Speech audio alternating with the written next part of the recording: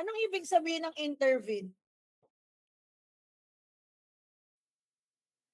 Intervene, nakikialam, pakialamero, epal. The intervening phrases. Pero madali itong mahanap kasi meron silang, ano yan? Kita nyo yan? Ano yan? Tama. Hiniwalay ito kasi yung mga yan ay, tsaka may with do, diba? Yung iba kasi wala eh. Pero technically sa exam, pag may comma, hinihiwalay itong clause na to. Ibig sabihin yan, DC yan. Ito ang IC mo. So, ito subject mo, ito verb mo. Alright? Pag intervening phrase, ang masusunod yung first subject. Parang with lang. Okay? Ma'am, paano ko malalaman kung may intervening phrase? Meron pong comma. Pahiwalay. Alright? Now, anong masusunod? Siyempre yung nauna, manager, has. Nakalimutan ko lang maglagay ng plural dyan. Pero pwedeng maging plural yan. Depende sa first subject. Malinaw po ba? Ano yung madalas na ginagamit sa mga exam? Ayan, along with, eto, sinulat ko na dyan.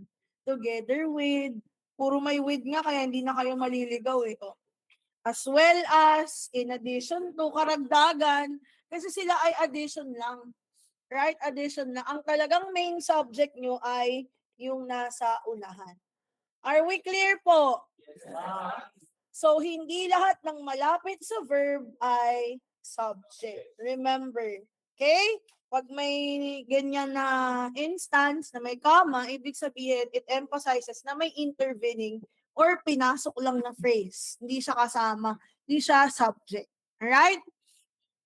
Alright. Next. Subject. Chief accountant. What's your verb? Is. Very good. Yan. So, kita nyo, ito ang nasunod. Hindi itong officers. Okay.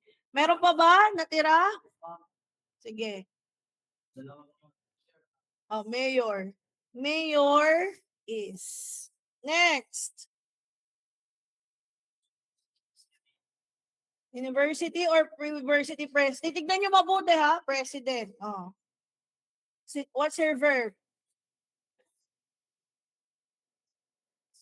Singular, plural.